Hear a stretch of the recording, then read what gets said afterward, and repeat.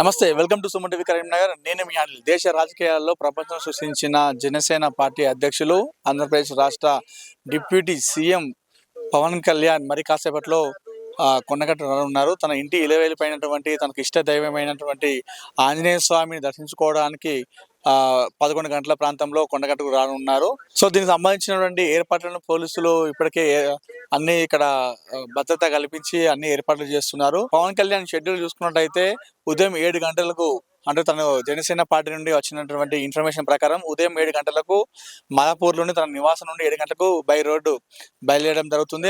11 గంటల ప్రాంతంలో కొండగట్టు చేరుకుంటారు.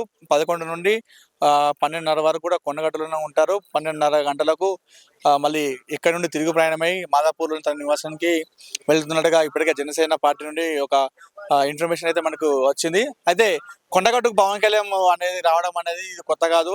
పవన్ కళ్యాణ్కి కొండగట్టు ఆంజనేయ స్వామి అంటే చాలా చాలా భక్తి, చాలా ఇష్టమైన దేవుడు అని చెప్పేసి చాలా సార్లు పవన్ కళ్యాణ్ చెప్పాడు. తను ఏది ప్రారంభించిన, రాజకీయాలు కావచ్చు ఏదైనా కావచ్చు, ఏది ప్రారంభించినా కొండగట్టు నుండే తన ఇష్ట దైవమైనటువంటి ఆంజనేయ స్వామిని దర్శించుకున్న తర్వాతనే తను ప్రచారంలో దిగుతారు. గత ఎన్నికలు చూసుకుంటే 2009, 2014, 2019, 2023లో కూడా మన గత ఎన్నికల్లో జరిగినటువంటి ఎన్నికల ప్రచారం ముందు కూడా పవన్ కళ్యాణ్ కొండగట్టు వచ్చి దాని తర్వాత అక్కడికి వెళ్ళి ప్రచారాన్ని నిర్వహిస్తూ ఉంటారు. అంటే తనకు ఇష్టమైన దైవం. సో కొండగట్టు ఆంజనేయ స్వామికి అంత వీర భక్తుడు అని చెప్పుకోవచ్చు పవన్ కళ్యాణ్. మొత్తానికి కొండగట్టు ఆంజనేయ స్వామి దర్శించుకున్న తర్వాత తనకు పునర్జన్మ కావచ్చు, పాలిటిక్స్ లో మంచి పేరు వచ్చిందని చెప్పేసి పవన్ కళ్యాణ్ విశ్వసిస్తూ ఉంటాడు.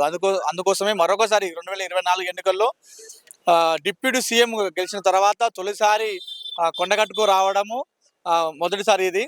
సో దీని ప్రకారం చూసుకుంటే పోలీసులు ఇప్పటికే గట్టి భద్రత కల్పించారు. మామూలుగా మనకు పవన్ కళ్యాణ్ భద్రత చూసుకున్నట్లయితే వై కేటగిరీ భద్రత ఉంది. ఆయనకు ఒక డిప్యూటీ సీఎం హోదాలో ఉన్నాడు కాబట్టి వై కేటగిరీలో ఆయనకు సిబ్బంది ఏముంది. మరొక విషయం ఏంటంటే పక్క రాష్ట్రం నుండి ఇంకొక రాష్ట్రానికి వస్తున్నప్పుడు ఆ రాష్ట్రానికి సంబంధించినటువంటి అధికారులు కావచ్చు, నాయకులు కావచ్చు, పోలీసు అధికారులు ఇంకొక భద్రత చేపడుతుంటారు. మరొక విషయం చూసుకుంటే పవన్ కళ్యాణ్ వ్యక్తి ఇండియాలోనే టాప్ మోస్ట్ హీరో. సో ఆ విధంగా కూడా జన తాకిడి ఎక్కువ ఉంటుంది కాబట్టి ఇట్లా 3 రకాలుగా డిప్యూటీ సీఎంగా ఒక భద్రత, అలాగే పక్క రాష్ట్రం నుండి ఇంకొక రాష్ట్రానికి వస్తున్నటువంటి సమయంలో ఇంకొక భద్రత స్పెషల్గా చూస్తారు.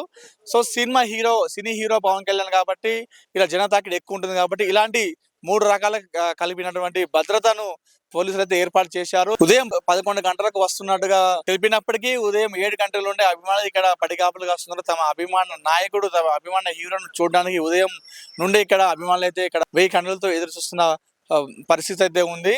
సో మొత్తానికైతే జనం కొంచెం ఎక్కువ, అంటే గతంలో వారాహి పూజ కూడా ఇక్కడ నిర్వహించుకున్నాడు పవన్ కళ్యాణ్. ఆ సమయంలో కూడా ఓన్లీ కరీంనగర్, జగిత్యాల, నిజామాబాద్ జిల్లాలో కాకుండా 2 రాష్ట్రాల నుండి కూడా అభిమానులు చాలా మంది వచ్చారు. ఇప్పుడు డిప్యూటీ సీఎం అవడంతో ఈసారి జన తాకిడి ఎక్కువ ఉండే అవకాశాలు ఉన్నాయి. దీంతో పోలీసులు అయితే గట్టి భద్రత చేపట్టారని చెప్పుకోవచ్చు. అడుగడుగున వాళ్ళు గాలింపు చర్యలు చేస్తున్నారు. పార్కింగ్ కూడా, అంటే ఎక్కువ చాలా మంది లోపల రాకుండా వెహికల్స్ కూడా అక్కడే ఆపుతూ చాలా మందిని లోపలికి రాణిస్తున్నారు.